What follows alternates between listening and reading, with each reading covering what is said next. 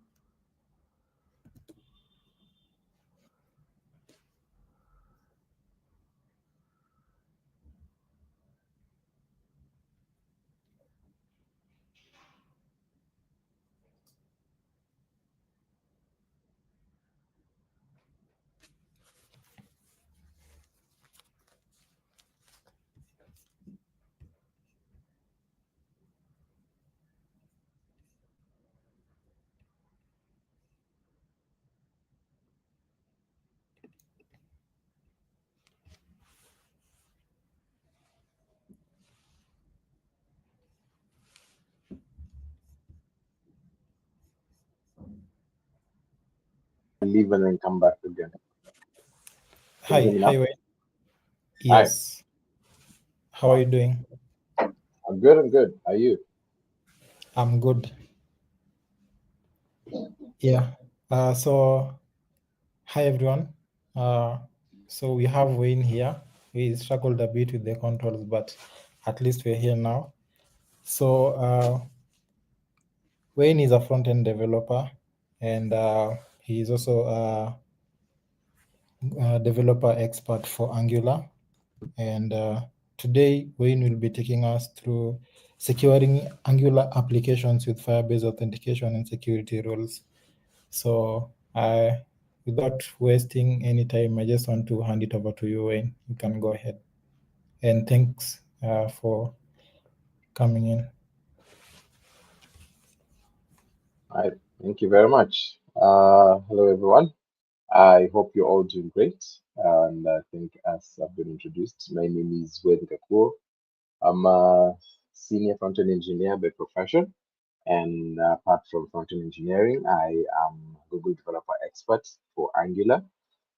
So basically, what that means is being just globally recognized as someone who has an expertise in Angular. So do a lot of talks with regards to Angular, do presentations on Angular and all that.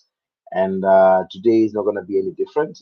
Just that going to be adding like an icing on the cake, which is how to bring both Angular and Firebase together and building applications that's going to be smooth when it comes to authentication and authorization.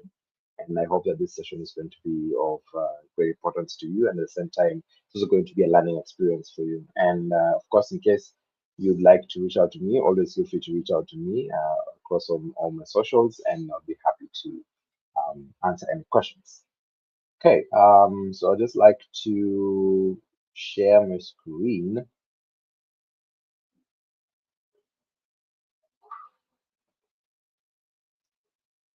Okay,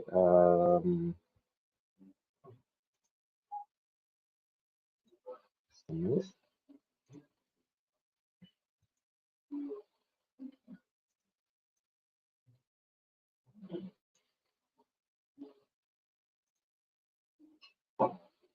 Okay, just a minute.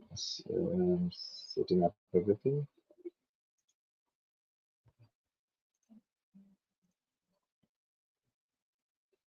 Okay, should be good. Yeah, I don't know. Can it be put up on stage? Great. Thank you very much. All right. Once again, thank you all for joining us for this session. And this particular session is going to be about securing Angular apps with Firebase Authentication. And again, I hope that this is going to be an important session for you, for those to building Angular applications or just building web applications with Firebase. There's going to be an opportunity for you to get to learn how to, for example, make use of Firebase very powerful functions with regards to authentication, if it's hosting, and all that. But in this particular one, it is going to be focusing on authentication. And I hope that this is going to be a great session for you. So yeah, in case you want to reach out to me, there are my socials. Find me on GitHub, find me on Instagram, find me on Twitter. Know that if you want to chat about Angular, please feel free to reach out to me. So again, as I mentioned, today's session is going to be about how to bring these two powerful technologies together, that is Angular and Firebase. And maybe some of you have already done Angular before or have touched Angular before, or maybe some of you are just maybe getting started, or they've heard about Angular but they haven't gone deeper into it.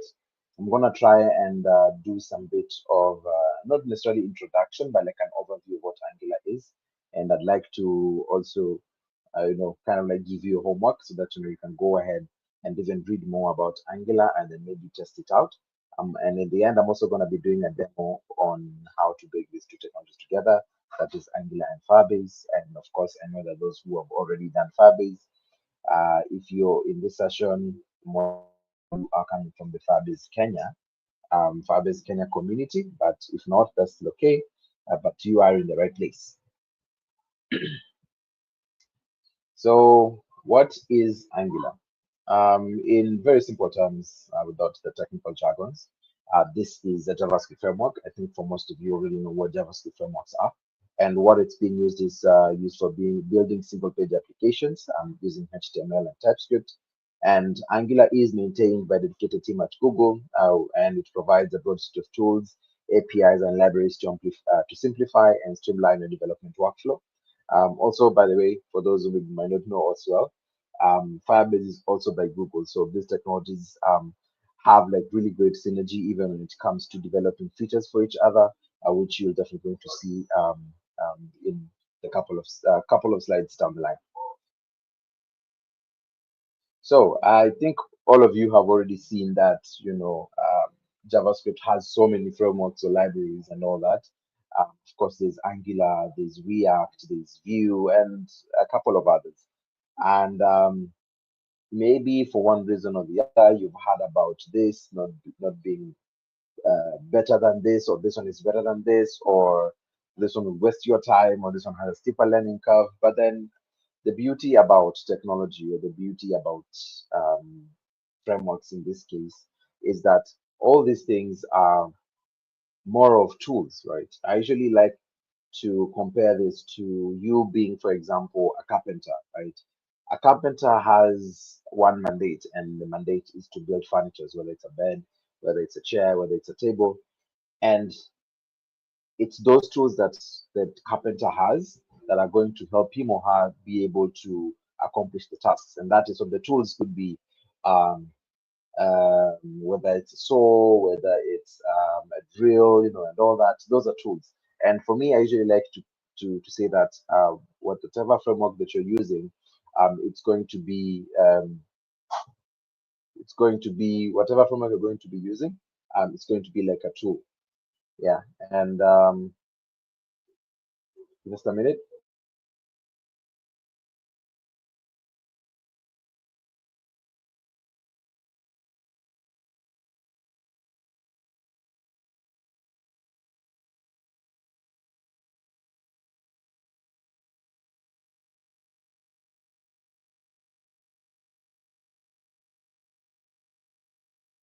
Apologies for that. So as I mentioned, like Angular, React, or Vue.js, these are just tools, and in the end, it's you as a developer who's going to be able to make use of these tools. Like some of these tools already come with prepackaged items, some don't, and in the end, it's the tools that you work with that you're going to prefer, right? And in the end, again, it's about you being able to complete the task.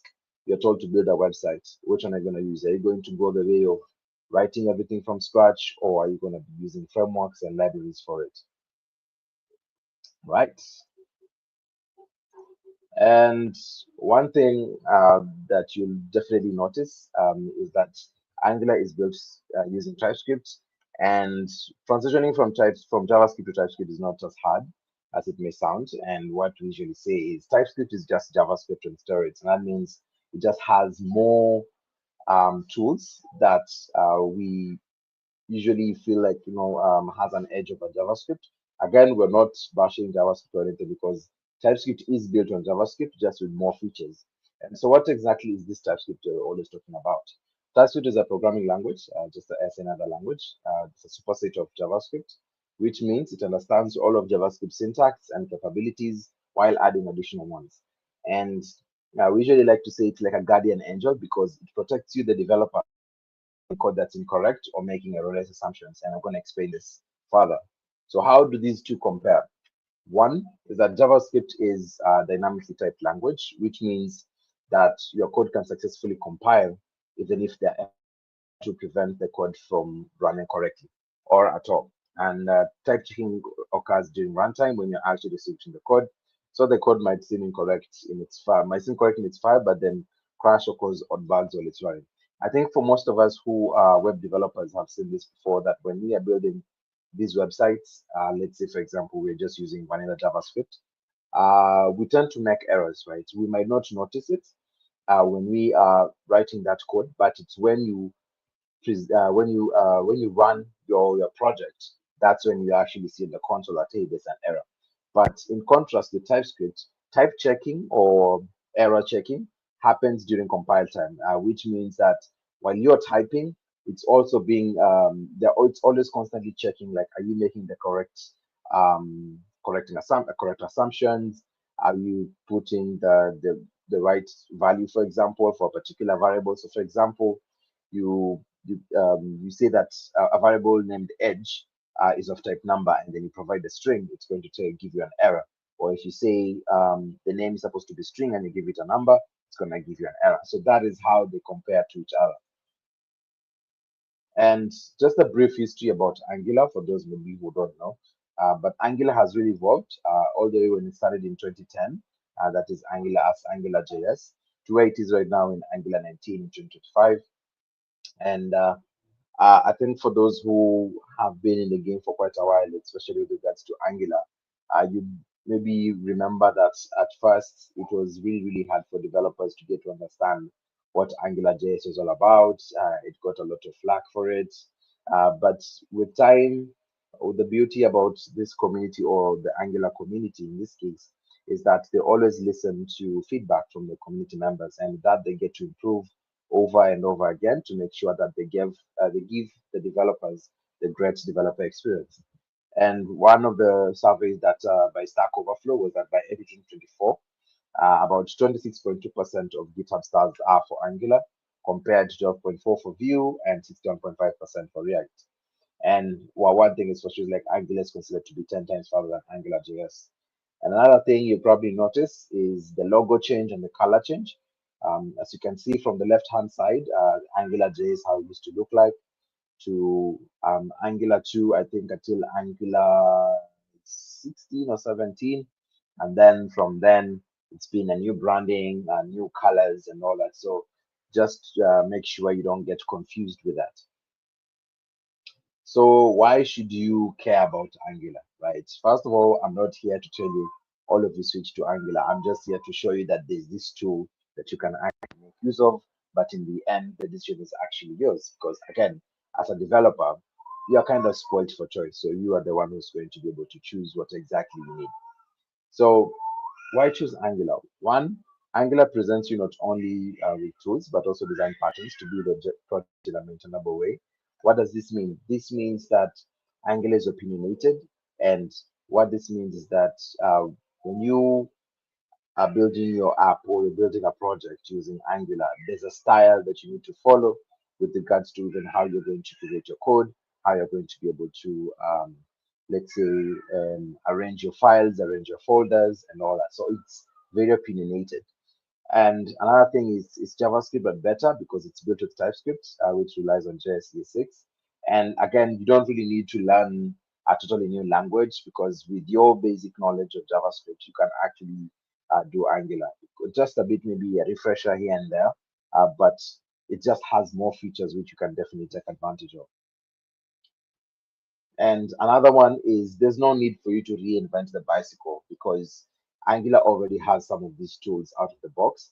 And by this, I mean, maybe you'll find this, it's gonna be a bit different with regards to, for example, with React. I'm gonna take React for example. For example, with React, when you are building a web application with React, you have some bit of leeway with regards to, let's say, for example, you want to fetch data from a backend, right? You have the leeway to install whether it's Axios, for example, to communicate with your server, or if it's a particular router, you choose which router you want to make use of. But with the Angular, some of these things already come prepackaged. And in this case, it already has, for example, router options for you. It has apart from auto options, it also has things to do with HTTP requests. It already has a module for you where what you just need to do is just import it, and then you can get over with it. And at the same time, is again like it already has some of these tools that you need when it comes to, like, for example, how to put your router in a particular order and all that. So apart from it just being opinionated, it already has some of these items out of the box. And again, Angular is mobile and desktop ready. Uh, of course, you can definitely build mobile applications using Angular, for example, Angular and Ionic, which is usually mostly the one that is used. And you can, for desktop, you can use Angular and Electron. I think maybe some of you already worked with Electron before, but if not, just check it out. But you can actually build desktop applications with that. So, give for an example, supermarket systems, right? Those that you need to check in and check out items and all that. You can actually build that desktop system or desktop application using Angular and Electron.js. And of course, Angular is actively maintained and has a large community and ecosystem. As you can see, the community has really been growing. And if you haven't joined any community and you're interested in getting to learn more about Angular, please do so. Reach out to any Angular community near you. For those who are in Kenya, there is Angular Kenya, and we usually have webinars, which will be definitely be resuming very soon. And of course, if you have any questions, always feel free to reach out to Angular developers. They're always interested in teaching, or not just teaching, but actually like providing you with insights on how to build your applications with Angular. Sometimes they even help you like debug your code, design patterns, understand design patterns and architectural patterns for your Angular applications. And some examples of apps that have been built with Angular, most of you actually use this day to day. One of them is Gmail, Google Maps. Google Maps, of course, not everything, but at least some of the interfaces. YouTube TV, Gemini, for those who use Gemini mostly. Also, Firebase is also built using Angular. For those who maybe visit Forbes website, it's also built using Angular. Upwork, PayPal, and also Microsoft Teams, some of the Microsoft Office items, and in this case, Microsoft Teams is actually built using Angular. Maybe for those who already use Teams, you know that you can actually install it as a desktop application that is built with Angular. So Angular or otherwise, please, I'd like to just play a video real quick. Mark, maybe you can tell me if you can hear this video. So if you're using React and Next.js and they are already solving your problems, then you shouldn't learn Angular. Because the idea is to find the thing that allows you to build what you need to. Mark, can you hear this video?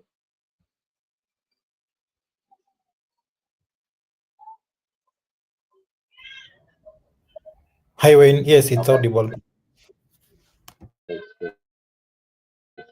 Set of things that cater to people's needs. If you have those same needs and want to deal with decision fatigue when you're trying to build your application, consider Angular. That's one of our strengths. If you go with React, are you going to use React router, Airbnb's router, or whose router are you going to use? Whose state manager? Are you going to use Redux or are you going to use MyBase? What's your decision going to be? I'm not saying it's bad or good, but that's what you have to think about. Use the router, not our router, just use the router that's available. And then here's the other thing, you get a lot of advantage of the fact that the Angular community is thriving. Our Angular on the server side story, so it used to be called Angular Universal for server-side rendering, that was a community contribution that we promoted up to the main repository because our community is so engaged. And so you get a lot of value out of stuff like that. What I care about the most is that you build stuff. You should use what gets you a job too. There are lots of Angular jobs, but there are also lots of React jobs. So you do the right thing. Great. And again, as I mentioned, I'm not here to preach about Angular, but I'm just here to show you again that there's a tool actually called Angular you can actually make use of. So if you use All right. So um, that's a bit about Angular and some of the capabilities that it has. Please be sure to just check out Angular. So just type in angular.dev. You should be able to access the documentation for Angular and read more, at least get to know, understand better how it works and all that. In case you like to have more information on it with regards to talks or sessions that I've done have been done before, you can just check out Angular Kenya on YouTube, and you should be able to find content on that. Right. So I think one of the key things that we can all agree on is when it comes to organizing and managing data, especially from a backend source, it can be very hard and complicated. Right. And in this case, for most companies, they have to hire backend developers. They have to make sure that they have the servers on lock and all that. And it can get very, very tedious.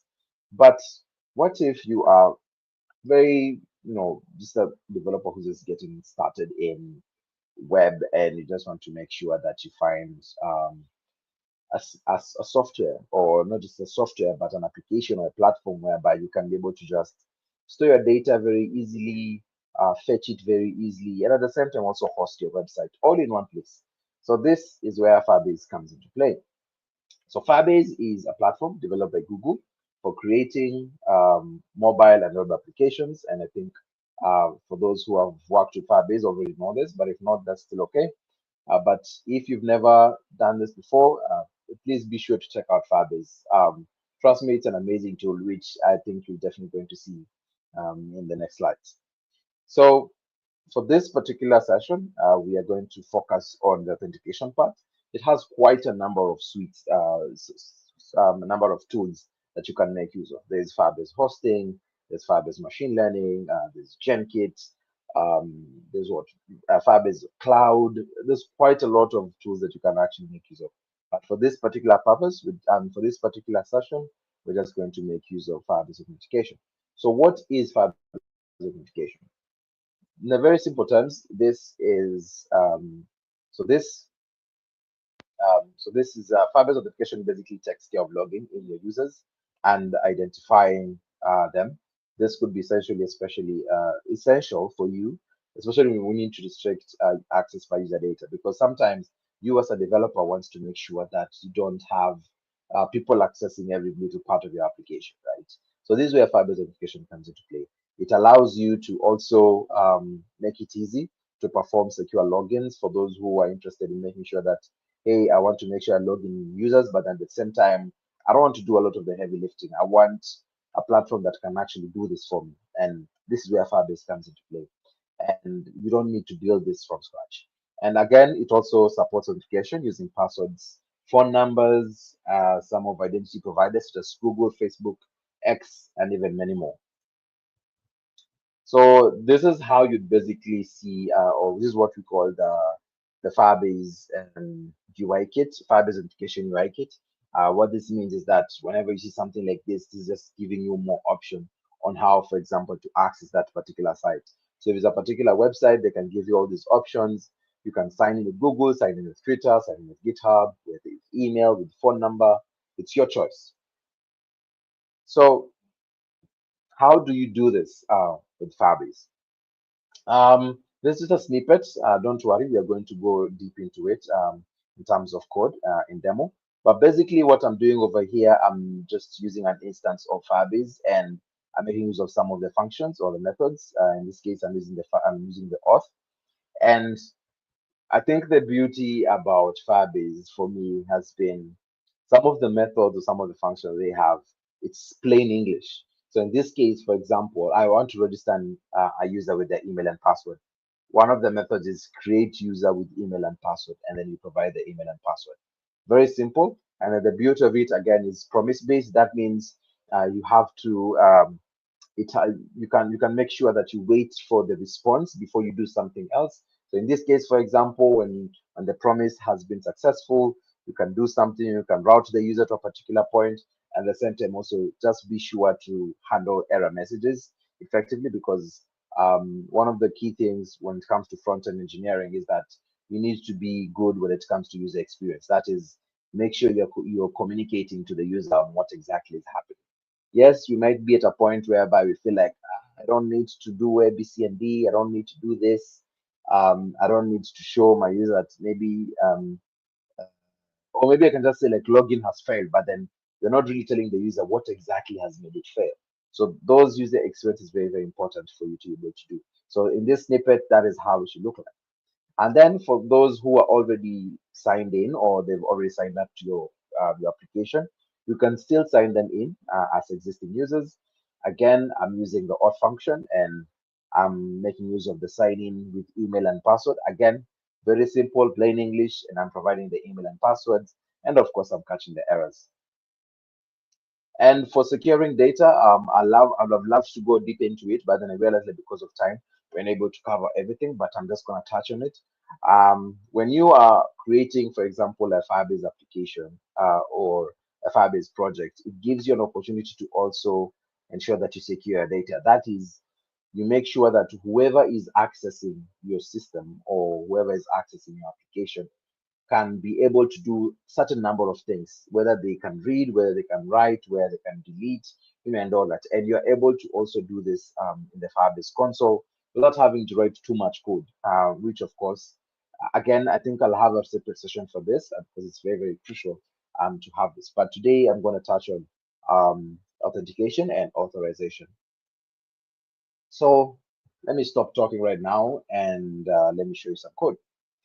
Right. Give me a Okay.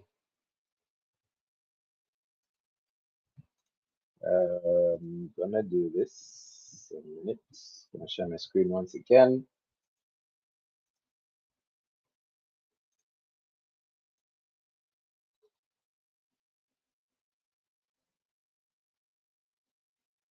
Okay.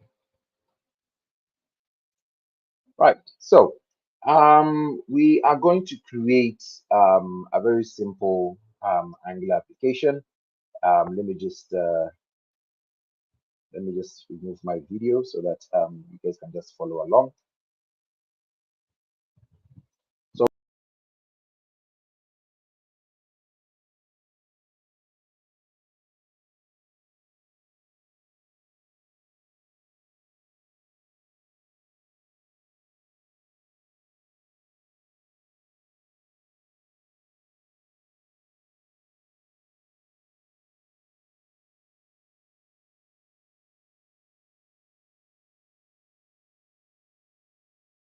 Angular before. Uh, if you've never worked with Angular before, some of the steps to take is, first of all, you need to download Node.js because what this does is just allows you to work with packages that you'd use with Angular. And also Angular CLI, this is just basically an environment or an interface for you to be able to develop Angular applications. At the same time, also, if it's things to do with like generating components, services, and all that, this is what you should use. And then after you're done with that, you just go ahead and create your new application. So for me right now, everything has been installed. So I'm just gonna go right ahead and build our first application. So inside our folder, I'm just going to initiate a terminal. The terminal allows us to be able to, create Angular applications, do anything that we want. For example, when it comes to serving your Angular application. In this case, let's just use it to create our new application. So how do you create a new Angular application? The command for that is ng. So ng is the command that is being used for anything Angular related.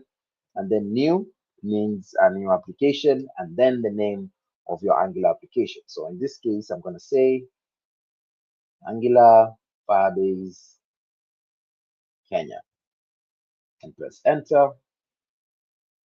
And by the way, I'm running Angular version 19. This is the latest that just came out a couple of months ago in November. So in case you want to install Angular, make sure it's the latest version so that you can be able to have access to the most latest features in Angular. So just a heads up also, Angular usually has a number of versions that usually come out every year. So in a year, there should be two new versions. That is one that's going to be in May, and the other one is usually going to be in November. So we are expecting Angular version 20 in May this year. So just get a look on that.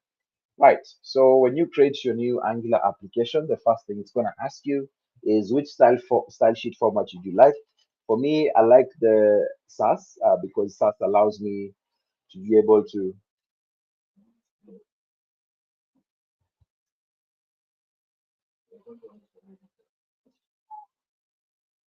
Are you guys able to see my screen? Yes, Wayne, we're able to see your screen. Okay. Can you see a terminal? Not really. It's a blank screen. Wow. Okay. Yeah, Apologies now for we can that. see the PowerPoint. Okay, okay.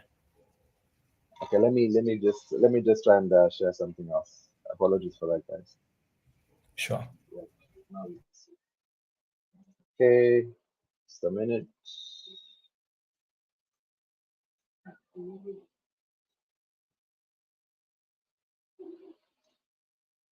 There we go. You guys can see this now. Can you see the terminal?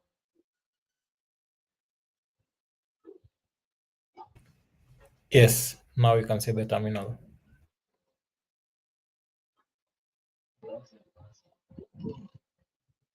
Okay. So now you can see the terminal. Right. Yes. So, all right. Thank you. So yeah, as I mentioned, apologies for that, guys.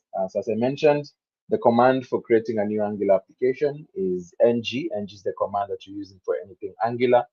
New just means that you want to create a new Angular application, and then the name of your Angular application. So in this case, when you do that, it's going to ask you which style sheet format would you like to. You can use CSS, SAS, and all that. But for me, I prefer SAS, so I'm just going to select SAS. And then it asks you if you want to enable server-side rendering and SSG. So this is basically if you want to implement server-side rendering on your Angular application. For this case, I'm just going to say no, and then press enter. And what's going to happen is we are going to be having so Angular is just going. So Angular CLI is just going to be able now to take over and create for us our Angular application. So I know maybe that those jokes you've seen out there that Angular can take a lot of time because it has to install a lot of node modules and all that. But truth of the matter is, yes, that is partially true. Like it has to take time, and the reason is because it gives you some of these tools that you might actually need out of the box, and so it allows you to have access to things like HTTP router modules, things to do with how to interact, for example, with RxJS if you want to use RxJS for your activity and all that. So some of this it definitely takes time. But if your internet is good, it doesn't take too much time. So right now we're just installing npm packages as it creates our Angular application. As it creates our Angular application. In the meantime, just the Angular documentation for those who like to get started.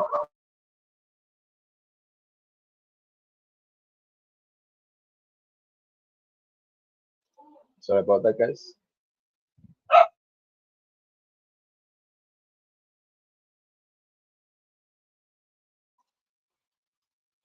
I'm just going to share my screen once again. And I'm just going to click on angular.dev. So this is the official documentation of Angular, in case you'd like to know more about Angular, and has very fancy animations. I really love this place. And at the same time, also, in case maybe you don't have a powerful machine or a powerful laptop, you feel like it's too low, the beauty of it is that it also has a playground for you. So what you just need to do is just make use of the playground, test it out if you're interested as well. And you can also, play around with some of the tools that it already has. So when it comes to if you want to build a form and all that, and at the same time, you can have access to the documentation all in one place. What you just need to do is go to Docs. We're still waiting for Angular app to fully build. So you go to Docs. It has some introduction on what Angular is, what can you build with Angular, and how to get started. For those who already have a bit of like a brief introduction about Angular, of course, I can just go ahead and get started with it. For those who need some bit of a refresher, they provide links to understanding HTML and JavaScript and also TypeScript at the same time. And it has all those with regards to Angular, which I highly recommend. Definitely take a look at, because it allows you to have a deeper understanding of even how these components work, or how, for example, how do I interact with the DOM APIs? How do I do content projection? How do I do inheritance? It's very, very important for you to just go to the documentation. We usually say that if you're having errors and all, but sometimes when you just check out the documentation, you actually find that, oh, the solution is actually in the documentation. So it could be the fact that maybe you didn't read it properly. So please do take some time and check it out. As its own documentation, what you just need to do is go to firebase.google.com, and it should take you to the official Firebase documentation. Just a minute.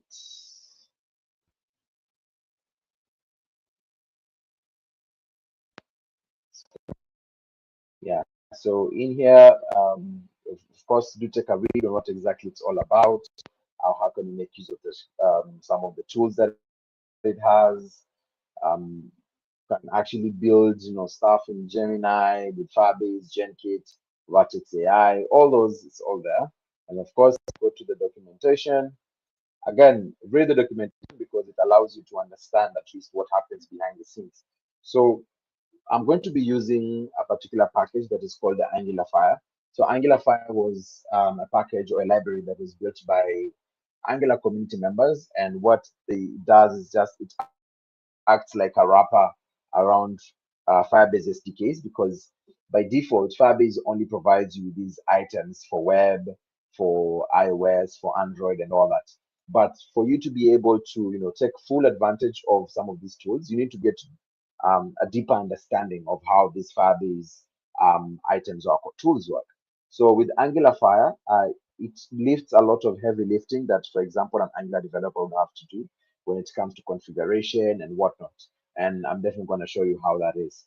But in here, for example, we want to check on authentication.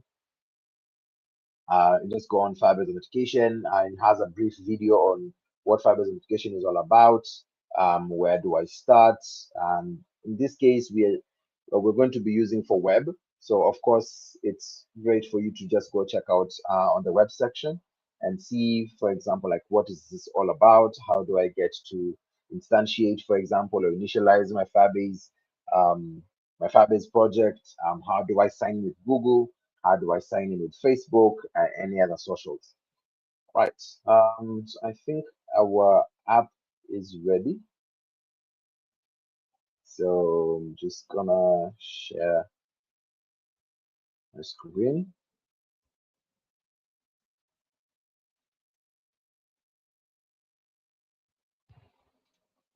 So as you can see over here, our app is ready now.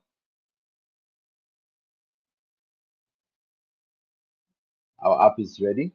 It's called Angular Firebase Kenya.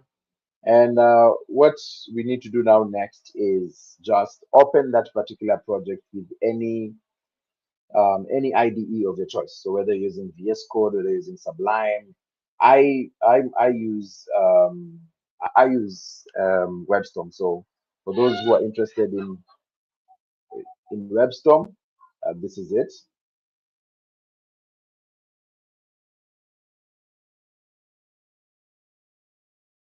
So for those who are interested in WebStorm, I think WebStorm actually has a free option for those who want to make use of the WebStorm IDE. So go to for this case, if you're using Windows 11, show more options, and I'm gonna open it with WebStorm. Just gonna stop sharing and share the IDE now.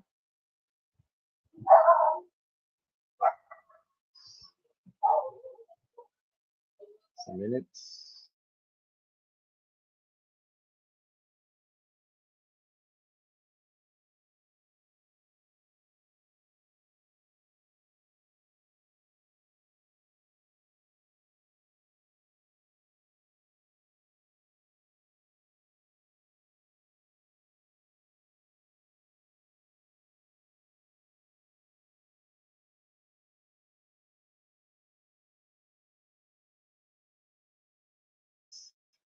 Give me a minute, guys.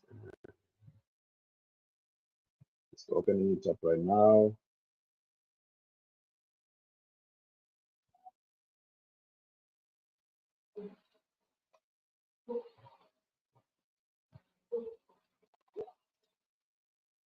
Okay, this is it. This is my WebStorm. For me, I'd actually recommend if you can get your hands on WebStorm IDE, please do. Please do so because it has like really powerful features when it comes to building Angular applications. So when you open your Angular project in any IDE, you're Wayne, going to see this you're not particular structure. you're not sharing yet. I don't know. Can you guys see my screen? No, you're not sharing yet. Oh, apologies.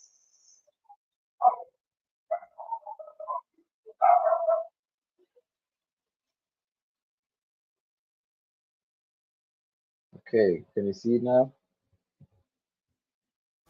Yes, now it's up. All good now? Yes, Okay. now it's it's I'm up. trying to share my whole screen, but for some reason, it's not showing, which is very, very weird. That's still okay. Right. So when you see this particular, when you open your Angular project, this is how it's going to look like. Basically a series of files and folders. I don't go too deep into it, but basically this is how an Angular application will look like. Public is where, for example, you want to put in your images, logos, and all that. You put it there. SRC, or is source for short, is where now you can have where you have like everything like everything that is supposed to boot up your Angular application. This is where it is. So your index.html, which is so I like to also give an analogy of how single page applications work. Is that for those who usually buy ice cream, right? Let's say the big ice cream tubs, right? When you are done with the ice cream tub container, right? I know there's some people who may throw it away, some people may swap it for food, put in items in there and all that. So I like to say single page application is like this tub of ice cream. When you're done with one of the contents, you can actually switch it for something else. And that is how basically single page application works. You have one root container, and what happens is that contents of that particular container just get changed from time to time, depending on what exactly you want to see, whether it's a new page, whether it's a new component, and all that. That is basically how we should look. That is how single page application is. For multiple page applications, which are basically what we built before, that is raw HTML, CSS, and JavaScript.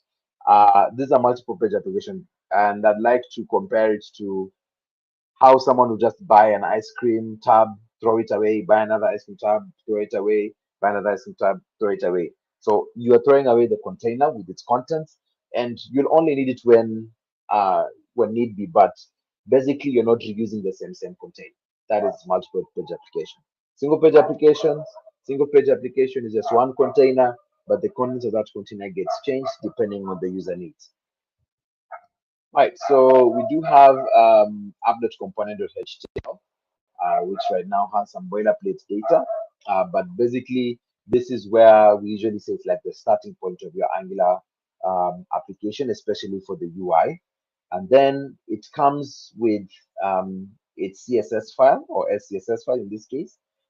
It has a test file and it has a TypeScript file. So these 4 files are usually known as components or as a component. And then applet config.ts, this is basically where you put in any configuration that you have for your Angular application, whether it's a module you want to provide, whether it's something you want to initialize. This is the entry point. And then app.route.ts, this is where you initialize all your routes that you want to make use of in your Angular application.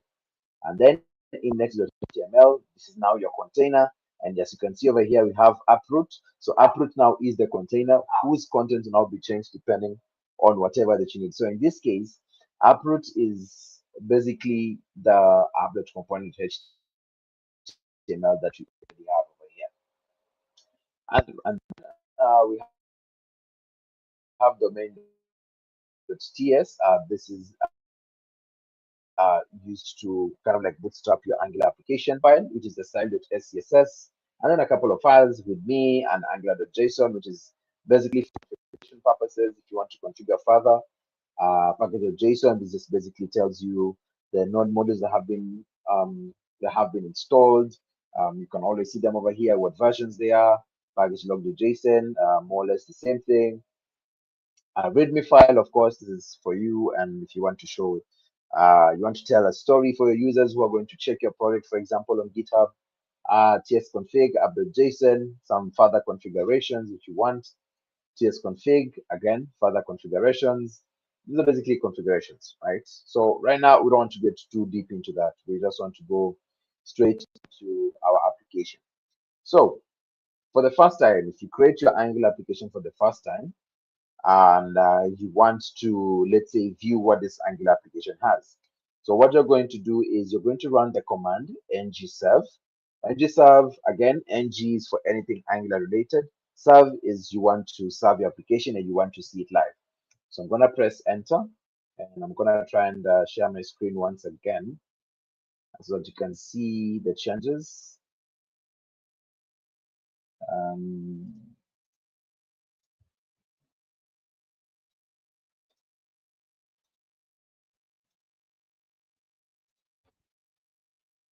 I'm not sure if you guys can see my IDE right now.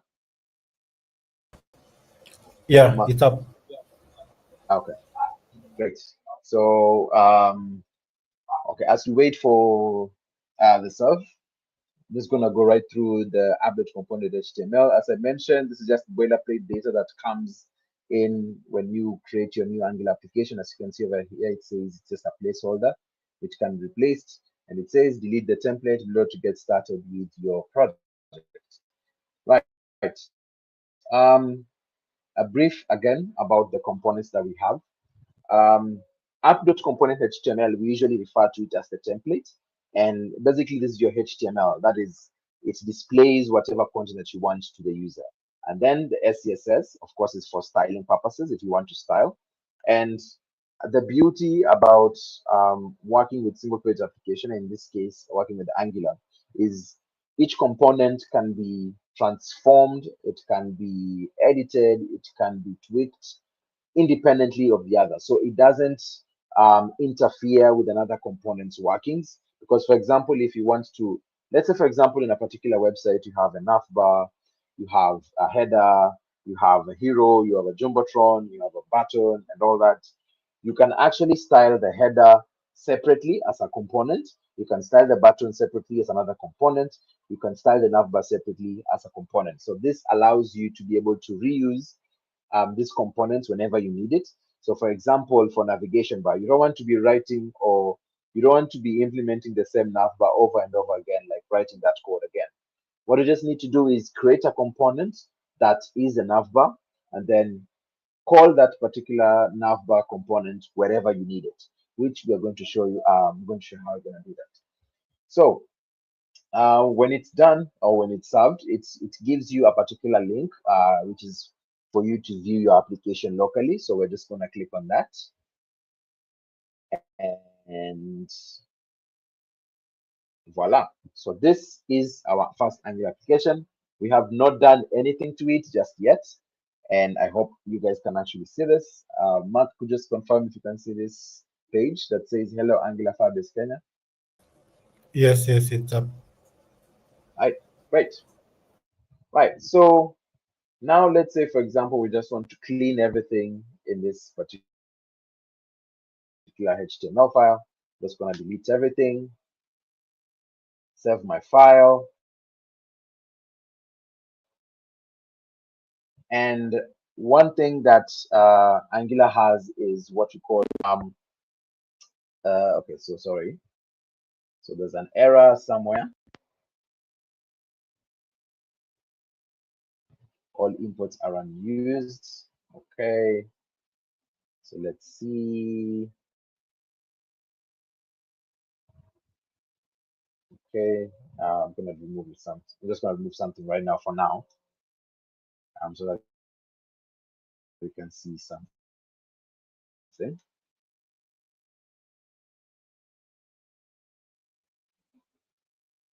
Okay, it has what you call the hot module reload. What this basically means is that file and save it.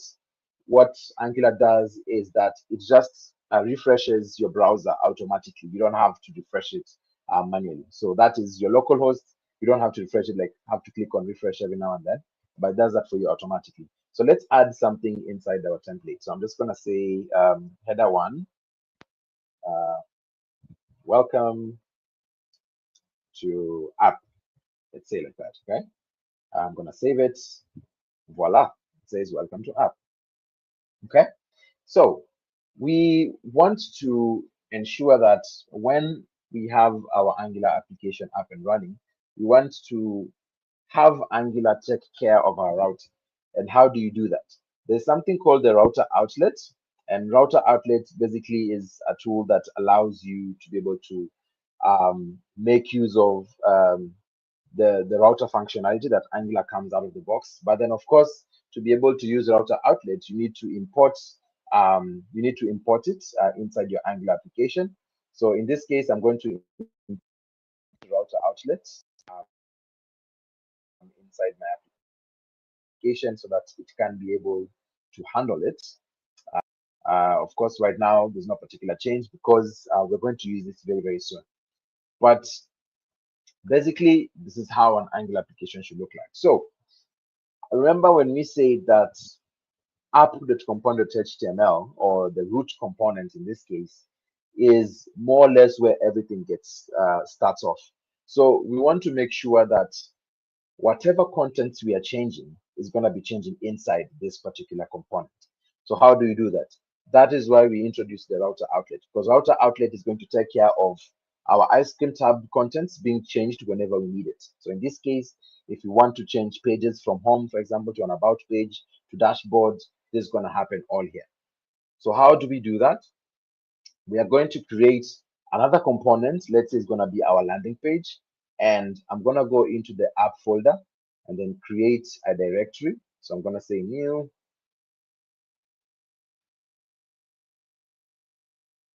And then I'm going to say new and then directory. And then I'm going to say this is going to be housing my, let's say, pages. Right? Just going to say pages. And then inside this pages folder, I'm going to open a terminal. So I think for other IDs, it also allows you to do this. You just right click on the folder and then say open in terminal. So this is more or less the same thing as how you'd do CD, like changing directory from one directory to another.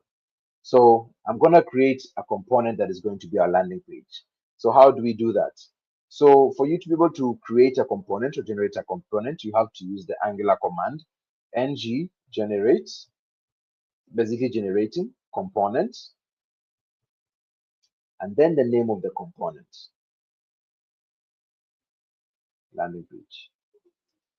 So again, ng for anything Angular related, generate is now creating for you, not generating a particular thing, whether it's a component, whether it's a service and all that, and then the name of whatever you want to generate. So in this case, we want to generate a component whose name is going to be landing page. When I press enter, you are going to see something that says that it has created a landing page component.html, the spec file, TS file, and SSS. So let's check. Do we really have this? And when you check, yes, we do have landing page components over here.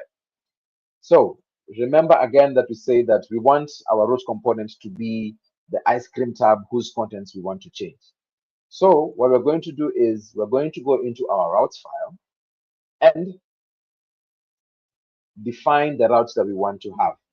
Okay, so in this case, we would like to have a route that says maybe let's say the URL /landing. Okay, we're gonna say, how do you do that? You define them by creating an object, and this object is going to have the properties path, and then the path is whatever URL you want to provide it with. So in this case, I'm gonna say it's gonna be landing. Okay, um, landing or landing page, whichever, and then the property component so that it can load a particular component. In this case, we're saying we want it to load the landing page component. So if you have an Angular language service as a plugin for your IDE, it allows you to do auto imports. So as you can see over here, I'm just going to undo this. When I type in a particular component, Angular language service identifies that I want to get all of a component, and it's going to just import it for me automatically on this particular line, which is line 2. Okay, so now we have our landing and our landing page, which is going to load our landing page component. So let's go ahead and see how that works. So we're just going to remove this welcome to app. I'm going to remove this and then leave router outlet over there. And then inside our component, again, remember the components have 4 files: the templates, the CSS, the test file, and the TypeScript file. So inside our HTML file, we're just going to say, welcome to the landing page. Okay. Welcome to the landing page. Okay. So when we refresh, when I save, look at our file, right now nothing happens. And the reason why it's empty is because it's not loading any particular component. But immediately I add the URL landing, we see the welcome to the landing page. Again, think of our root component as an ice cream tab whose contents, apologies, not continents, whose contents you are going to change whenever you need it. So in this case, we just said I want to go to a page named landing. In this case, using the URL landing, and it's just going to load for you whatever you need. That's pretty much it when it comes to routing. So how do we make use of Firebase in this case, right? So first and foremost, I think as I mentioned, you need to install JS, Angular, and all that. But then at the same time, also you need to install Firebase onto your application. When you look at the documentation, it gives you a good breakdown on what exactly you need to do in terms of installation. Let me see. I think it's in the introduction, or where do I start? It has a place for just a minute. Just trying to grab it for you.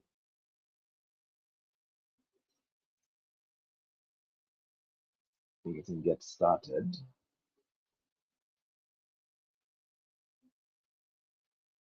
Yeah, so here you go. It says here, of course, the first step is install the Firebase JS SDK and initialize Firebase. And this is how you add it to your project. Of course, this is a TypeScript project, and I'm going to show you how we're going to do that with regards to a TypeScript project. So we have a library, as I mentioned, called Angular Fire. And when you just Google it, Angular Fire, whatever comes on top, just pick the npm file. I mean the npm site. So I'm just gonna say Angular Fire npm. And I had it somewhere here. Just a minute. So Angular stroke fire, or Angular / fire.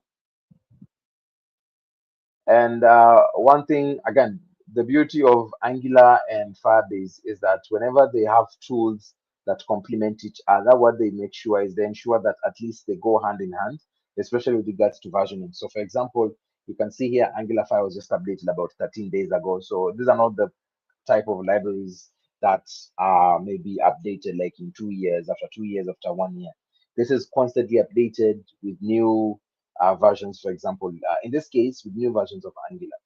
So when you go to Angular Fire, just check out the documentation, what it tells you. But basically, what you're interested in, first of all, is we need to install Angular Fire inside our Angular application. So when we go back to our Angular application, we just copy and paste that npm command. Just copy it, paste it, and then press enter. What this does, again, remember that Angular Fire is more or less like a wrapper around the original Firebase SDK that allows you to make use of the Firebase functionalities inside your Angular application. So I think for most of you have maybe seen similar wrappers or similar libraries that kind of like wraps around a particular technology so that you can be able to use it in maybe it's your Flutter application, your whether it's in your what other application, your React application, your Vue.js application. So those wrappers are what sometimes make actually your work easier. So for me, I'll always recommend Angular Fire instead of you having to write everything from scratch.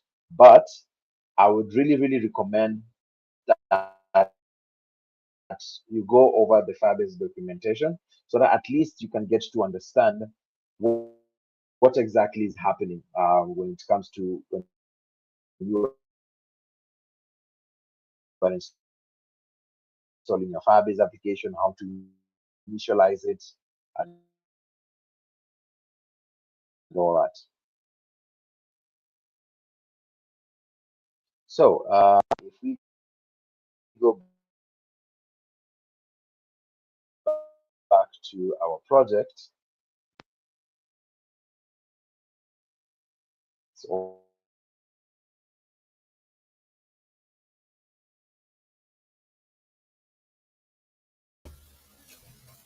Hi Wayne, can you hear me? especially I think with version before Angular became standalone, is that you'll find that some things have actually changed. Most of the things have actually changed with regards to call it that it's called being tree shakeable, but that means that you get only to import what you need when you need it.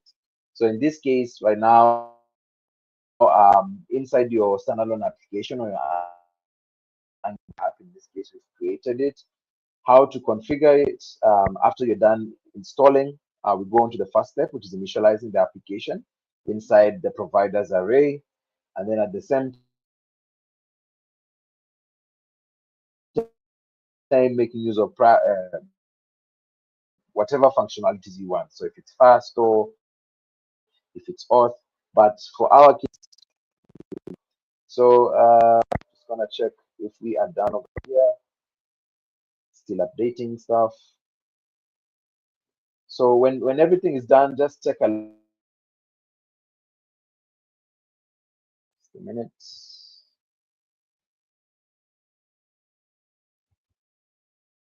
It's still installing. Initializing your app, Angular, I mean your Firebase app, and also providing whatever you need, whether it's faster, whether authentication. You can now go ahead and make use of it inside your components. So in this, in our TypeScript file, this is where all our business logic would go. And then in the template is where now whatever data you're getting from the business logic, you're going to show it to the user. So this is how basically you're going to make use of. For example, for Firestore, you have to do what is called dependency injection. Basically, Again, I don't want to go deep into it, but what dependency injection in this case means loosely, it means that you are making use of a particular item, and what you need to do just to make sure that you're making it available to that particular component. In this case, for example, in the app component, I'm injecting Firestore because I want to make use of Firestore. And then with that, this is basically what this basically means is I just want to grab everything that is inside the items collection and then render it inside my UI by use of an observable and all that. This is something else, but different. This probably a different class, which I don't want to deep into it again. I'm just gonna go back and see if our library has installed, and it's actually done. If you look at our package.json here, it shows that it has installed Angular Fire, so we're good to go. Just gonna clear my terminal. So we're now going to go ahead and initialize our Firebase application. But one thing that we need to first of all do before even initialize our Firebase application, and I think most of you already know this, is that you need to create a Firebase project. So how do you create your Firebase project? Again, when you go to firebase.google.com, there's that top right section that has the go to console. I'm just going to click on go to console. And what's going to happen is going to open the Firebase console, whereby you're able to just create an Firebase project. I'm going to use a different Gmail account, but you can use, of course, any Gmail account of your choice. But I want to, for demo purpose, I'm going to use different. So when you go into the console, when you click on create a project, it asks you for the name of the project. And in this case, I'm going to say NG Firebase Kenya. NG Firebase Kenya, that is the name of our project. And then say continue. It says adding Google Analytics to your project. Say continue. Configure Google Analytics. You can just say default for account. But if in case you don't want Google Firebase Analytics, you can just disable it and then just go ahead and create a project. And it's just going to ensure that it prepares everything for you. So maybe for those who want to understand what happens with Firebase, basically Firebase is how I'd say is that Firebase is just it's built on top of Google Cloud, and it allows you to have access to features that, for someone who is new to cloud, they will have to really do a lot of deep learning about it. So Firebase is basically built on Google Cloud. So if you go to Google Cloud and like do some bit of digging, you're actually gonna see this project is in your Google Cloud account. So after our project has been created, we just click on OK, and then we are there. So remember again that we want to initialize our Firebase application inside our Angular app. So how do we do that is whenever you're going to see this place getting started, we are going to embed we're going to embed some few Firebase credentials or some Firebase configuration onto our application. So we click on web. For Android, you can just click on Android. For iOS, you can click on that. For gaming or Unity, there's that, and for Flutter, the same. So we're going to add an app. In this case, it's going to be a web app, and then you can give it a nickname. I'm just going to say again, NG Firebase Kenya, and let's say off. Okay. You can set hosting if you want, but in this case, we don't want to do hosting. Now, our main aim is just to make sure that we initialize it and at least do some bit of authentication with it. All right, so then it tells you to add some Firebase SDK. This is the step that you've already done, but in this case, you've used Angular Fire. And then the next step is the configuration. So this assumes that you are, building a very typical, JavaScript application, right? But if you're using if you're doing an Angular application, I'd say just follow the Angular Fire one, so at least you don't get confused and get to know what exactly you're supposed to do. But for this particular part, what you're just going to take note of is this Firebase config. So without even having to close anything, we're going to go back into our Angular application. And one of the things is that I think you'll always hear is that you want to ensure that whatever configuration that you have that are going to be secret, you want to put them inside an environment file. And this environment file, let's say, for example, you don't want to be pushing it to GitHub. So Angular allows you to create environment files for your Angular application. So in this case, I'm just gonna go ahead and create an environment file. And how do we do this? We can go back to our documentation. By the way, this is how we usually code. We don't know everything, so we try as much as possible to always refer to the documentation. So we're gonna say environment files, generate environments. So it tells you what exactly you're going to do, blah, blah, blah. And in this case, we're just gonna say ng generate environments. Okay, so we're just gonna copy that and ng generate environments, press enter. So remember to open that terminal in this case in your root project. So just where your Angular application is starting, not inside any other folder. But of course, if you want, you can create a folder specifically for that. We just want to put them somewhere whereby they can be easily accessed by sorry by your application. So it says over here that it's created the files, 2 files, and it also has updated angular.json. If you look at angular.json, what exactly has been added? It says file replacements. Basically, what this means is that whenever you're going to be shipping, for example, your app to production, sorry, when you're going to ship your app to production, you are going to replace the development file with the environment file or the other way around if you're doing develop. And this is very, very important for you so that, again, you are able to make use of configuration that are particular to, are very particular to a specific environment. So for example, you might have the develop, you might have production, and you might have staging, you might have next. So that is how you should just check it out. So we're going to go into our environmental development.ts, and we are going to put in we're going to put in a property that says production. Hold on just a minute.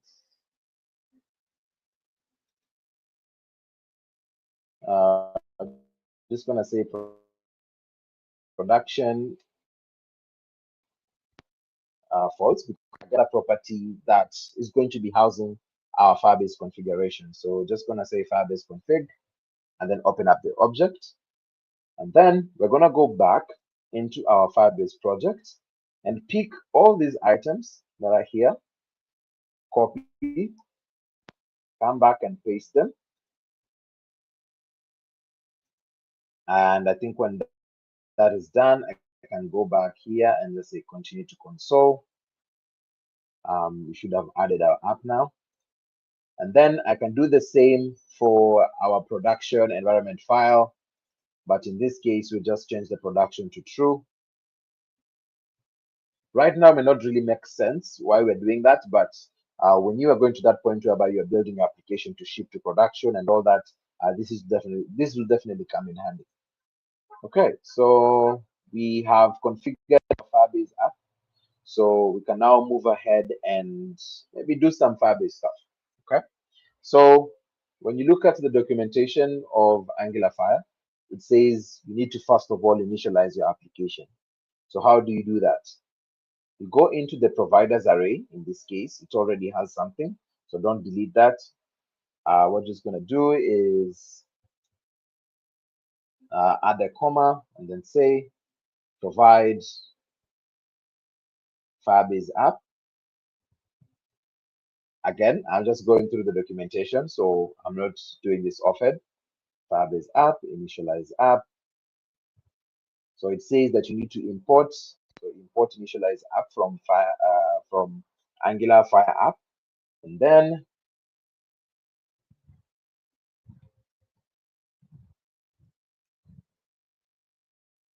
what's going to happen next is you need to provide the Firebase configuration that we had just created. So open up the brackets, and then we are going to import environment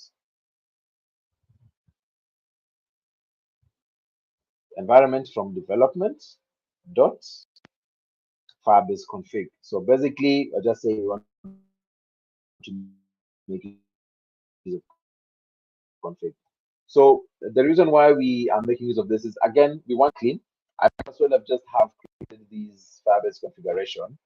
I've just taken this particular object and I put it in here. But then again, you want to make sure that whatever you have, especially with regards to um, um, anything that is very sensitive, especially the API keys, you don't want to push them to production. You don't want to push them to a GitHub project. You want to ignore those files, but then at the same time, you need to make sure that you're making use of them. So after we're done with initializing application, next is we want to work with authentication. So we're just going to provide Firebase auth. So we're just going to type in provide auth. And then provide auth is just going to import it from Fire auth. And then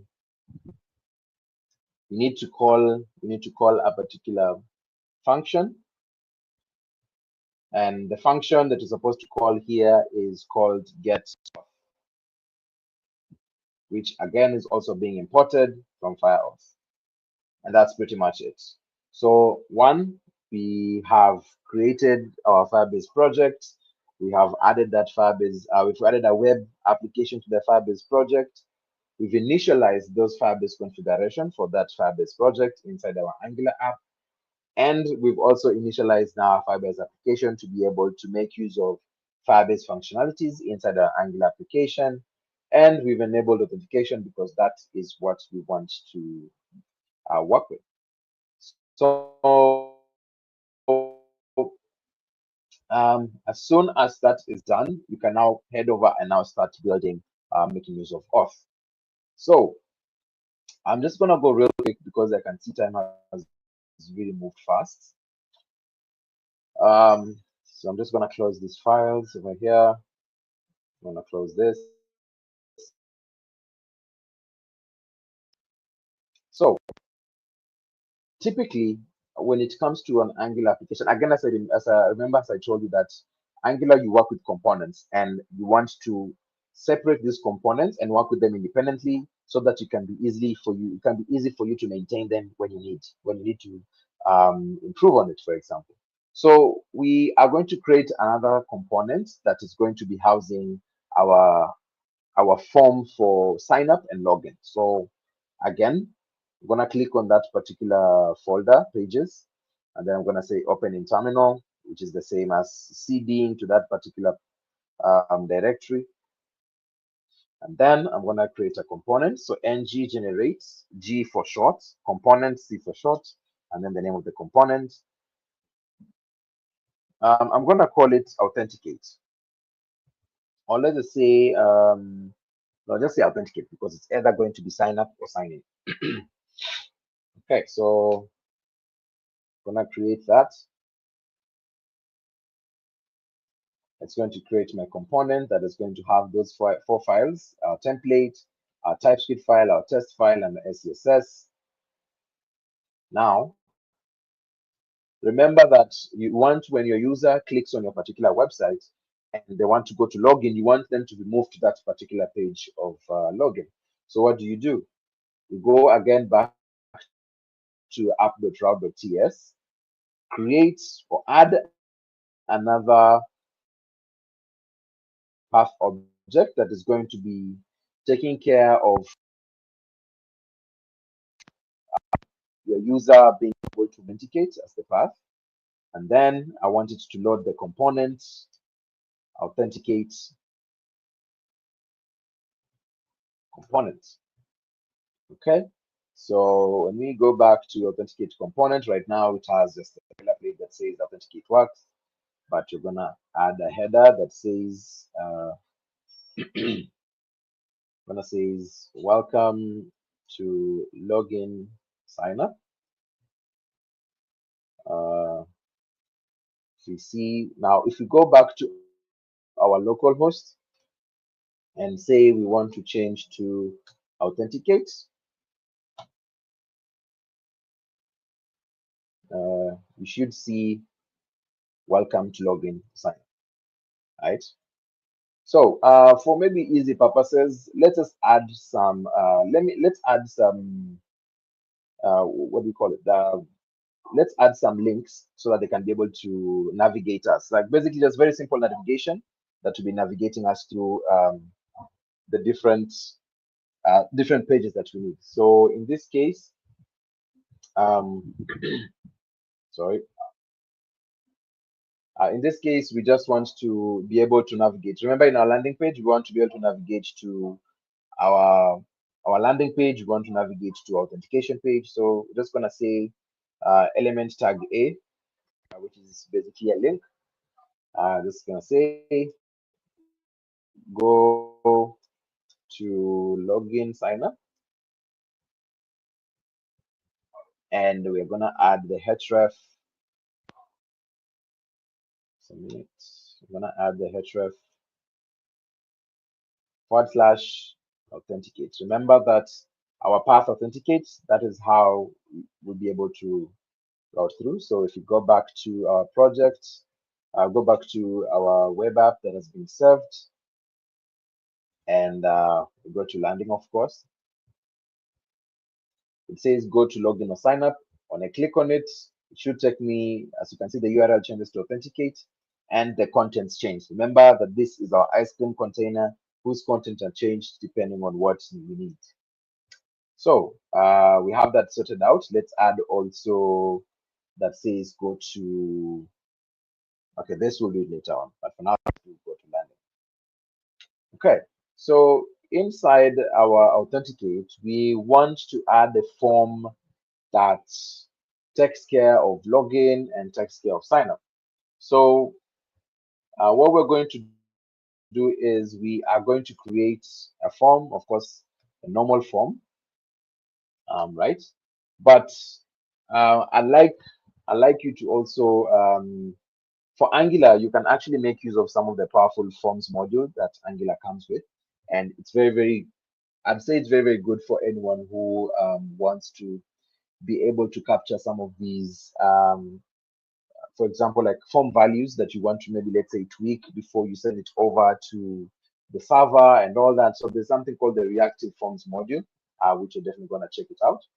And when we go to our components, we are going to create what we call a right? I think you already know what a form is from very basic HTML, CSS, and JavaScript. But in this case, we're going to make use of Angular forms. So I'm going to create a form that is called, first of all, I'm going to import something that is called a form builder, which is the same, it's like as it says, it's a form builder. And I'm going to inject it into this particular class because I want to make use of it. So inject is being imported from Angular core.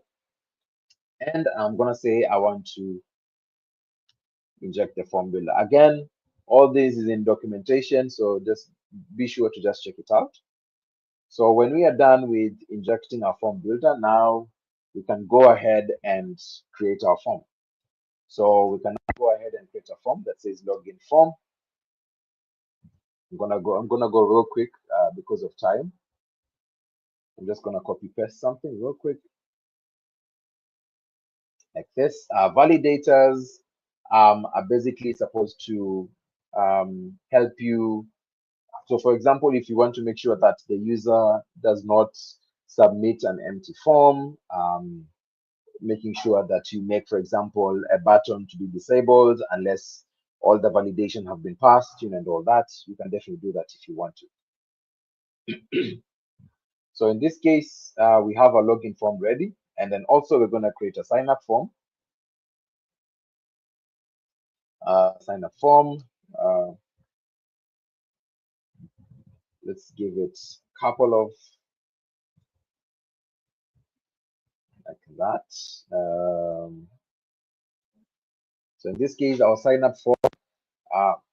Let me just try and explain what this form builder is. So form builder, it builds up what are called form controls, and in this case, these are basically the controls that you're going to make use of when it comes to your form. So, for example, your form is going to have an input of email, an input of password, an input of full name, an input of phone name, and whatnot. So, this is basically what the form controls are. And you need to initialize them so that you can be able to make use of them. You can tweak the data, tweak the values if you want to. For example, let's say if you want to put everything in caps, or if you want to make everything into lowercase. Basically, it's what we call the reactive forms. And then now, when we are done with that, we want to remember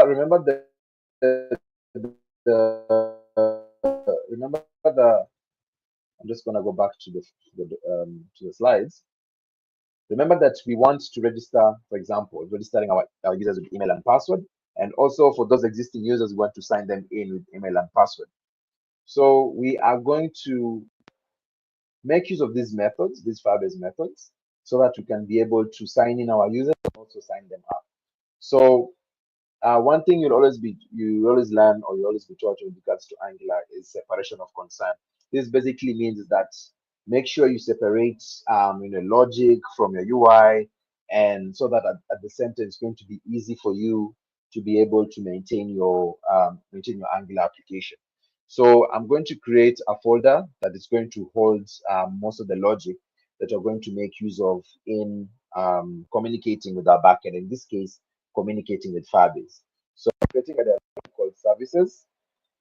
Hold on, let me just refactor that. I'm gonna go services, and then I'm gonna open it in the terminal. And remember ng generate. So we ng generate a service that is called auth. Okay, so we're gonna say ng generate an auth. Ng generate a service called auth. So what it's going to do is inside the services, I should see a service, auth service. There we go. So I can just close these terminals. Okay. So as mentioned, again, we want to make use of our sign in and sign up so that we can be able to sign in our users and our methods. I have to import them. So how do you import them? So first, again, most of these things are in the documentation. So I'm just going to copy and paste some things, then you'll understand what is happening.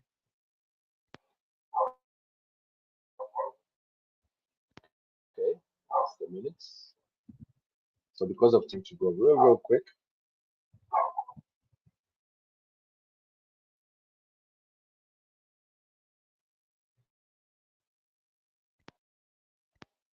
Okay, I'm just gonna import a few things.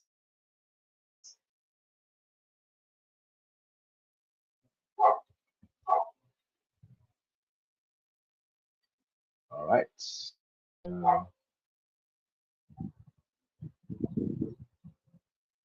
Okay, so we also have okay, user credential. Okay, so inside our service, again, this is where we will be communicating with our backend, or in this case, our Firebase. We're injecting auth because we want to make some bit of calls to our Firebase authentication. Our router is just going to be helping us to navigate between different, navigating between different pages. And then I'm just going to get rid of this. Sorry about that.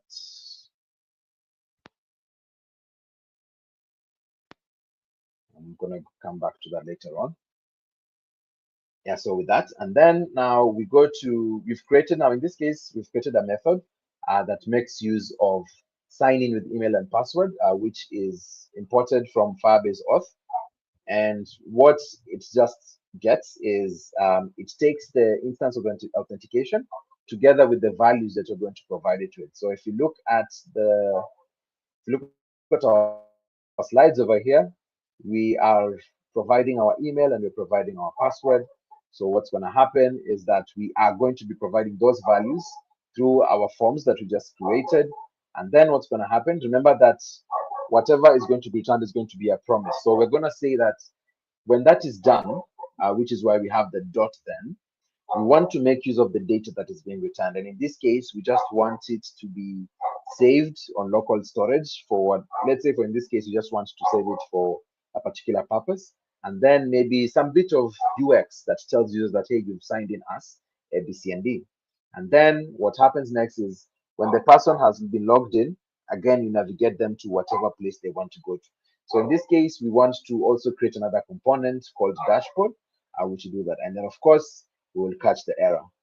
And I'm going to also introduce a sign up with the email, sign up with email and password. So we create another method that is going to do that. I'll do this.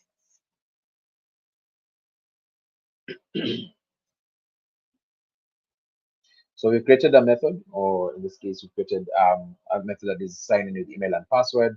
And remember the plain English that we were talking about when it comes to registering email and password. You're using, remember the firebase.auth. So this is why we have to provide this .auth and then the values of the email. I mean, the values of the email and the password. And of course, with that, you can then capture the data, for example, like after it's been returned. So what happens is that whenever the user has been signed in or has been signed up, what Firebase does is Firebase returns you a promise in which you can decipher it and get some particular information from it. And in this case, what it does, it provides you very basic information about the user you've just signed in or signed up. So in this case, it's providing us with information about our user. I'm just saying user credentials or user creds.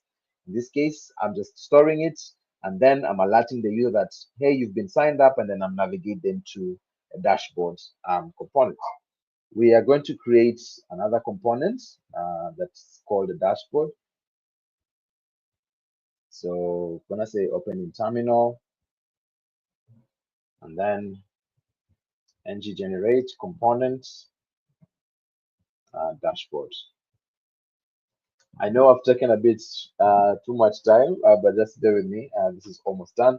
I just wanted to make sure that you guys can get to understand like how you can actually do this all together. All right. So when you are done, of course, we've created just a very simple dashboard that will say something. So I'm just gonna say H1, welcome to the dashboard. Okay, pretty much it. Okay, so we've created our methods that signs up the user and also logs them in if they're existing users based on forms that we're going to be making use of. So when we go back to our authentication form or our authentication component in this case, we are going to create our form.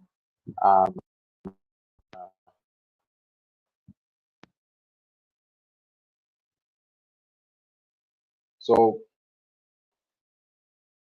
of course we have the form. So for you need to attach it to the form element. And how do you do that? You use the directive form group, and then what form group does, it checks in the name of the particular form that you want to make use of. So in this case, I want to make use of login form, and then I'm just going to add a few things over here, and then I'm going to explain it. I'm adding some bit of styling. Of course, you can do this with your CSS. And then I'm gonna have a label for email. I'm gonna have the input of type email, ID email, and then for you to be able to attach, remember the form controls that we talked about in our form builder. To attach it to that particular input, you need to add the attribute form control name and then the name of that form control. In this case, we have the email, and then we have password, and then we have a button of type submit that says login. And in this case, like when you click on this particular button, it's supposed to trigger a particular event called on login clicked. Right now, it's saying red because there's no method called on login clicked. So let's create on login clicked. So we can go back into our TypeScript file and have on login clicked. So just gonna create on login clicked.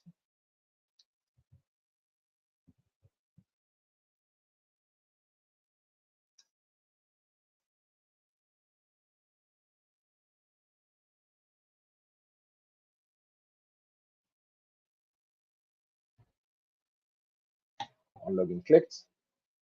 So basically, on login clicked is now when, for example, the user clicks on login, you're supposed to do something, right? But in this case, we want to ensure that when the user has been logged, when the user clicks on login, we are supposed to get their email and their password so that we can be able to log them in. So remember that our Firebase logic, or one that is communicating with our server, is inside the service file, right? But now we want to make use of that service file. We want to make use of these methods that we created in our service so that we can pass our information from our user to our backend. So I'd like to say, take the communication between your backend, your server, and the component as when you are in a hotel. When you're in a hotel, you want to order for food. The waiter comes in and takes in your order, goes to the kitchen, and then brings you the food. So in this case, the customer is you, the user, and then the waiter in this case is more or less your TypeScript file or your component and the server, and the service. And then the kitchen is now the server, in this case, our Firebase application. So we are going to inject again our service. In this case, you're going to call it just out service so that we can be able to make use of the methods that we've created in out service. So now we can go ahead and say when the user has logged in or when the user has clicked on login, take the first of all calling the method that we've created that says login with email and password, and then pass over the contents of our login form. So in this case, I'm just going to pass in my login form. And the reason why I'm doing this is because when we go back onto our method and how we described it, or that is all the form controls, and then it will decipher, for example, I want in the value, I want the email, and also want the password. So all those information, and then with that, I can pass it over to sign in with email and password, and then with that, it can return something for me, which I can make use of if I want to.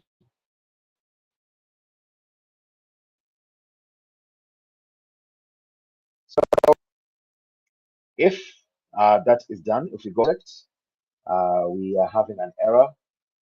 It says can't bind to form group since it's a non-property of form. So what this basically means is that we need to import a reactive forms module. Remember that I mentioned about reactive forms module. So reactive forms module basically allows you to interact with the form controls when you need it. If you want to, for example, tweak something here and there, this is what it's used for mostly. So we're going to add that reactive forms module, and then now when we refresh, I think the error should have gone. And then when we go back to our authenticate, you can see this. So let's say, for example, someone wants to log in and maybe they're not signed up, right? We're just gonna type in whatever with their email, so joe@gmail.com and whatever password, and let's say we want to authenticate. So Firebase is going to tell you, for in this case, remember that we are handling our errors well, so that at least the user can know what exactly of error handling.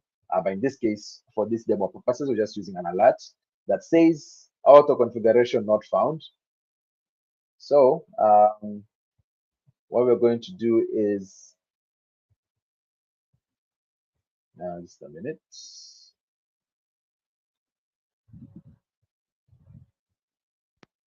So what this basically means now is that this person has not been signed, or oh, sorry, forgot to mention.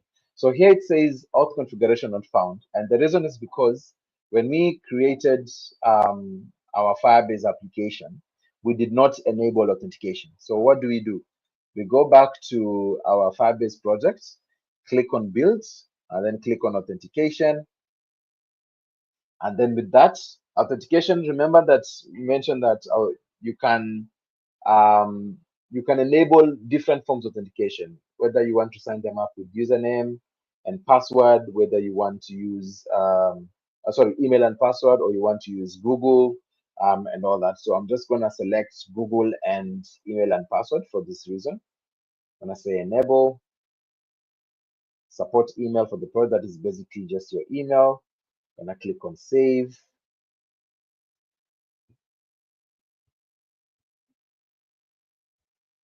And then also we're going to add another provider, the email and password. If you want, you can also enable a passwordless sign-in if you want to, but you just need to make sure you know how to handle that. And then click on save. Should be good. Now, if we go back to our Firebase project and in our Angular app, and we try and do that again, it now says that invalid credential. This means that this particular user is not in your database.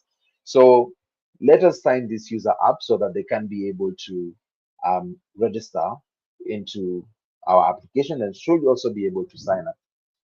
So we can go to go back to the code. Go back to the code, and I'm going to add another form.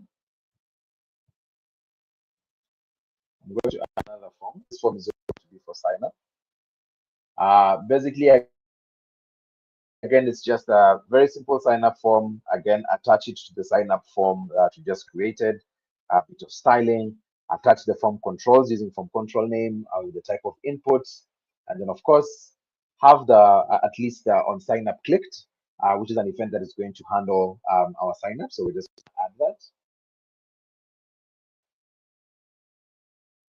on sign up clicked.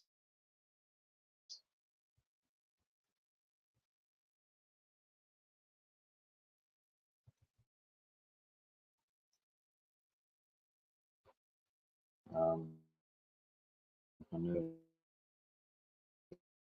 create that method over there.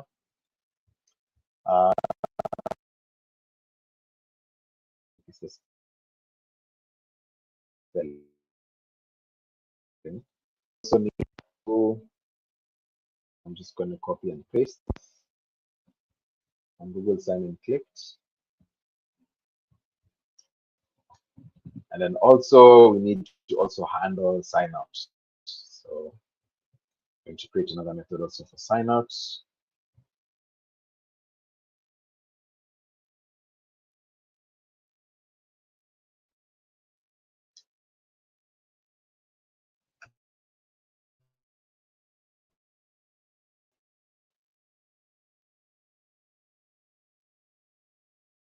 There we go.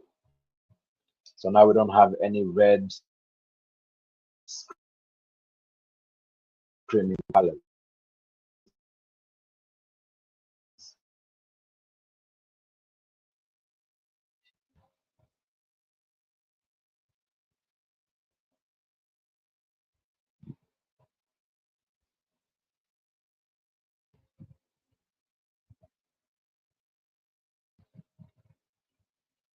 Okay, there we go.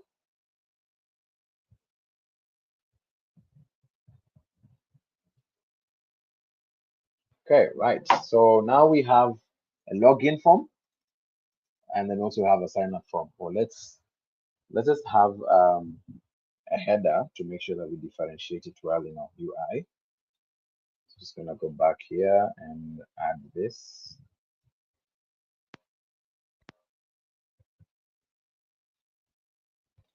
Okay, when we go back to, yeah, there we go. Right. So we've had a user who we have been told that this person is like invalid credential. That means this user does not even exist in our database. So we need to sign them up. Before we do that, remember that we had asked the user, we've created a function that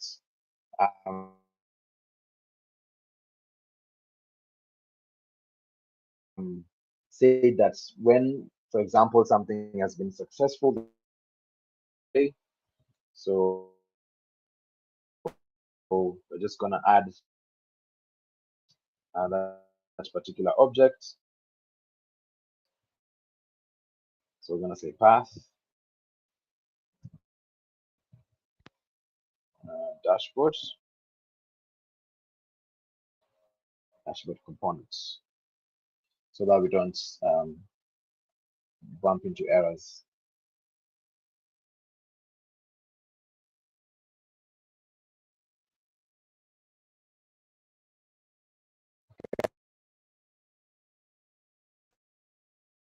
I think for routing, I think that should be good. Now, if password and then pass the sign up form that the user would have submitted. So how do we ensure that this is done, right? So we now have the sign with email and password, the text password, and we're returning it, and then storing the information that we have for later purposes, and then alerting the user that you've been signed in, and then routing them to dashboard. So let's see how that is in action. It's reloaded. Okay. So now we can just say the name is John Doe. So email.com, blah, blah. And then we can just give any number. So 071111. No, say sign up. It says signed up as. Remember that when you're sending something over to Firebase and then Firebase returns a promise, it returns with you some information which you can make use of if you want. So in this case, we're just alerting the user that, hey, you've been signed up. And then when they click OK, they're being routed to our dashboard. So as you can see over here, we now have our user. And if we check on our local storage, so for those who already know this, is when you just right click on a page, go to inspect, go to application, and then search for that particular local storage item. So in this case, it was written user. Apologies for that. The user over here, as you can see, it provides you some bit of information. So be very, very careful not to store very sensitive information here. But in this case, because of demo purposes, I'm just going to show you how this is.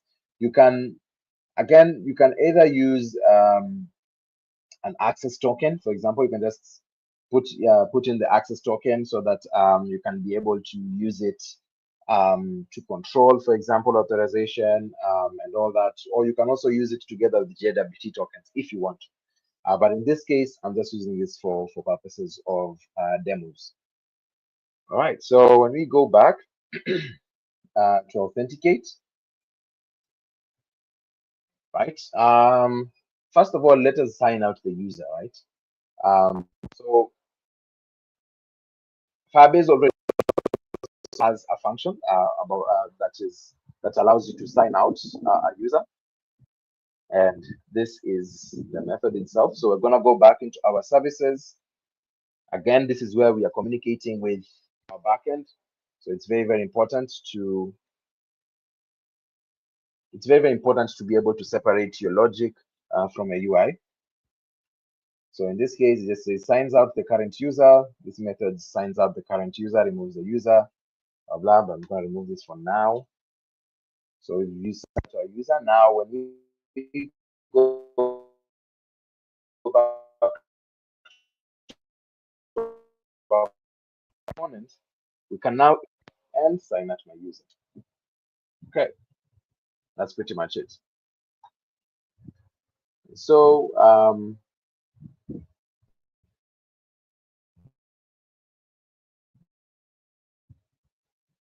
when we go back to our live and say sign out user. Okay, so now we say sign out user and they say they signed out. But as you can see here, you can see in the method sign out that we've identified, I mean, or we've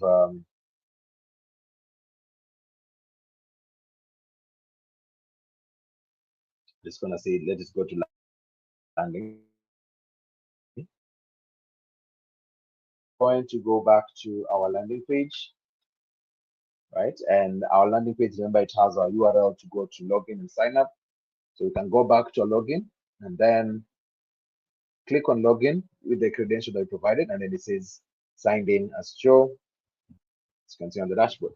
So let us also add a sign out button for in our dashboard so that you can just be able to easily navigate back and forth. I'm just going to create a button real quick over here. It says on sign out clicked. I'm going to create our method inside our dashboard component.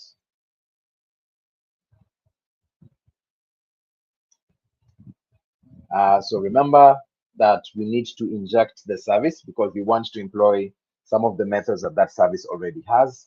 So we inject it equals to inject.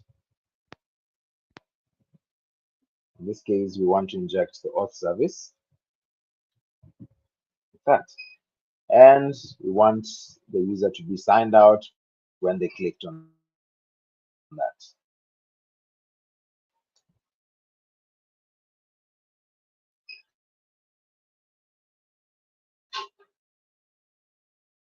And that's it.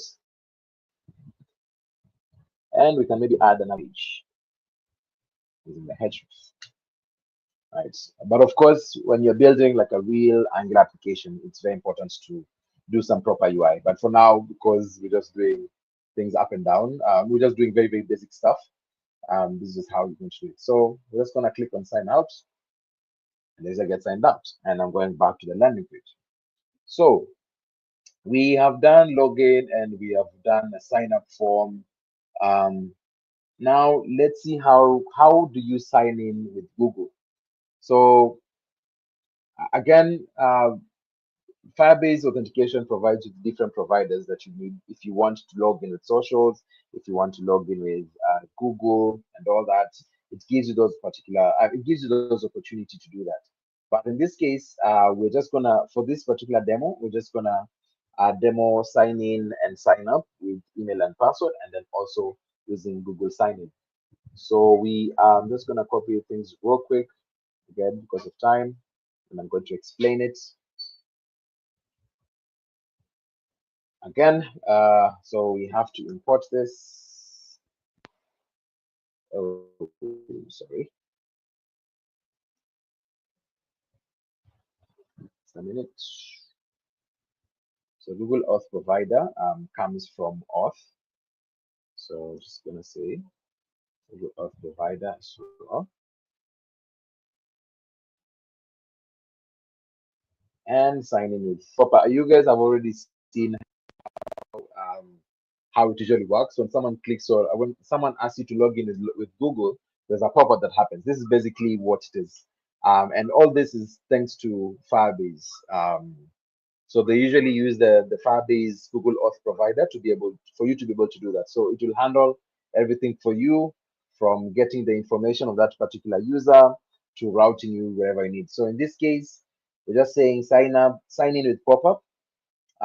This .auth, just passing the instance of the auth and then the particular provider, and then you can sign. And then what it does is going to do is it's just going to make sure that it keeps track of your user, and at the same time it will route them to the particular page that you want.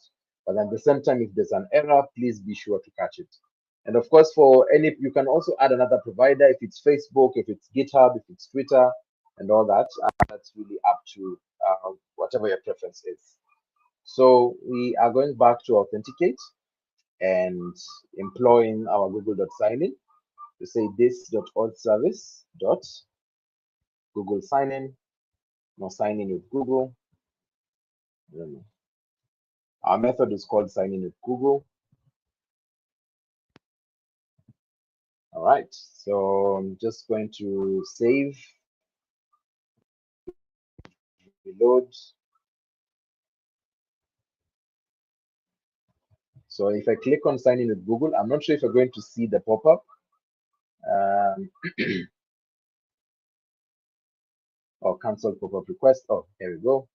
I'm not sure if you're going to be able to see, but there's a pop-up right now. I'm seeing it. I don't know, Mark, can you confirm maybe if you can see a pop-up?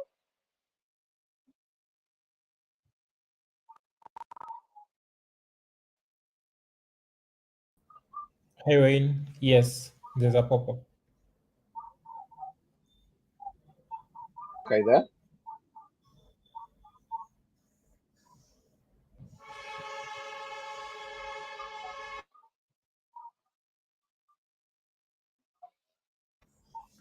Hi, Mark.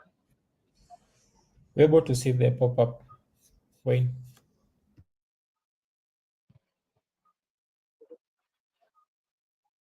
Oh, okay. Okay. All right. Yeah, so I'm just gonna use any email address or any Gmail address.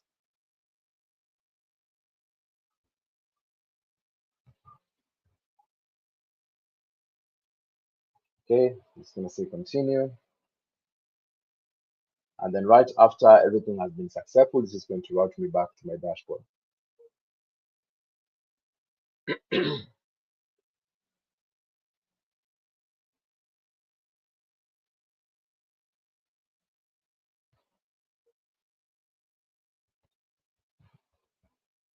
Let me see.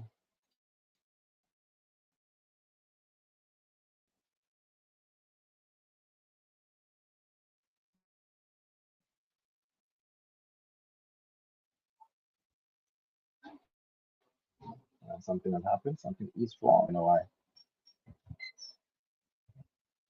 All right. I think it's got to do with the course errors and all that. But that's not too much of an issue. So basically, that's pretty much it on authentication. You've been able to log in the user with the sign up with email and password, at the same time also using Google Sign In or any other auth provider that you want.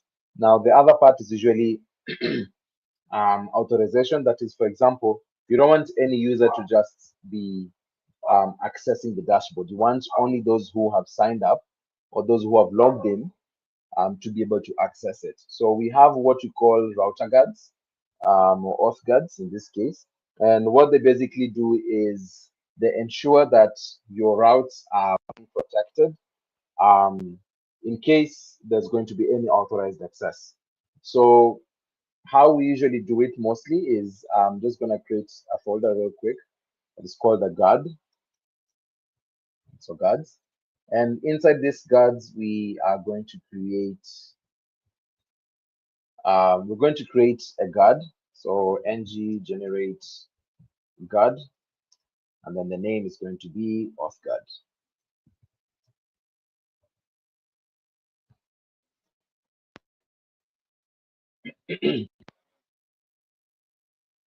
It's going to have so the auth guard usually has, or the guard usually has a couple of functions. I'll really recommend that you go check it out in the documentation. But in this case, we are making use of the can activate. Can activate basically means that if a particular condition has been met, then the navigation is allowed. If not, it's blocked. Basically, that's pretty much it. But I'd recommend if you can just go and do a bit more reading further, so as you can at least help in the understanding. So we've created a guard, and I'm gonna go real quick and because of time. As you can see over here, we have a function, that is auth guard, that is of type can activate function, and is, I'm going to explain it in a few. Give me a minute.